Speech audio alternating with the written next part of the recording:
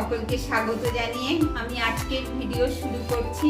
আজকে আমি বানাচ্ছি রুই মাছের ডিমের ঝাল। তার জন্য কি লাগবে সেগুলো আমি প্রথমে বলে দিই। এই যে রুই মাছের ডিমটা আমি নুন হলুদ দিয়ে ভাপিয়ে নিয়েছি, স্টিম করে নিয়েছি। আর এখানে আছে বেগুন নুন হলুদ মাখিয়ে রেখেছি, টমেটো, ধনেপাতা, কাঁচা লঙ্কা আর সাদা সর্ষে, কালো সর্ষে আর একটু পোস্ত, ফোড়নির জন্য কালো জিরা। এখন আমি কড়াইটা বসিয়ে দিই। কড়াইটা গরম হয়ে গেছে। কড়াইটাতে এখন আমি তেল দিয়ে দিচ্ছি, সাদা তেল। সিদ্ধ করার ডিমটা আমি এখন এইভাবে কেটে নিয়েছি। এখন ডিমগুলোকে আমি ভেজে নেব।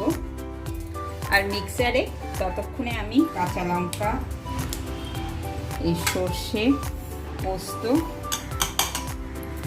সব এখন আমি শুকনো ঘুরিয়ে নিই, তারপরে জল দিয়ে। তেলটা গরম হয়ে গেছে, এখন আমি ডিমটা দিয়ে দেব।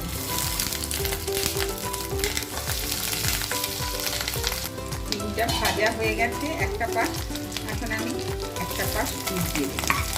এইভাবে আমি ডিমগুলোকে সব উল্টে দিলাম।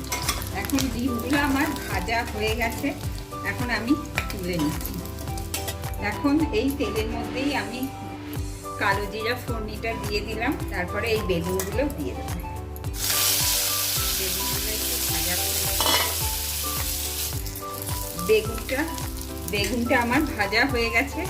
এখন এই টমেটোটা যে কেটে রেখেছি, এই টমেটোটাও দিয়ে দেবো। এখন বেগুনের সাথে টমেটোটা আরেকটু ভাজা হোক। এর মধ্যে একটু নুন দিয়ে দিই, টমেটোটা তাহলে তাড়াতাড়ি নরম হয়ে যাবে। ওটাও আমার গলে গেছে, নরম হয়ে গেছে। এখন আমি এই যে মিক্সারে পিষে রেখেছি সর্ষে পোস্ত, এটা দিয়ে দেবো।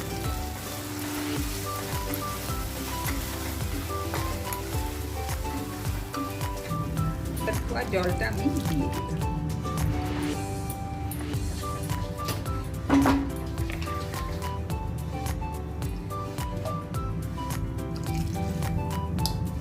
এবার পরিমাণ মতো আর একটু নুন দিয়ে দেবো। এখন ঢাকনা দিয়ে দেবো, এটা ফুটলে পরে তারপরে আমি ডিমগুলো দিয়ে দেবো। এখন ঝোলটা আমার ফোটা চালু করে দিয়েছে। এখন আমি মাছের ডিমগুলো দিয়ে দেবো। আমি 5 মিনিট ঢেকে দেবো, তারপরে 5 মিনিট হয়ে গেছে। ডিমের ঝোলটা ডিমের ঝালটা এরকম হয়েছে। এখন একটা কাঁচা লঙ্কা আমি দিয়ে দিই উপর দিয়ে, আর ধনে পাতাটা ছড়িয়ে দিলাম, আর একটু মিষ্টি দিয়ে দিই। 2 মিনিট পর আমি ঢেলে দেখাচ্ছি। এখন আমি মাছের ডিমের ঝালটা নামিয়ে নিচ্ছি।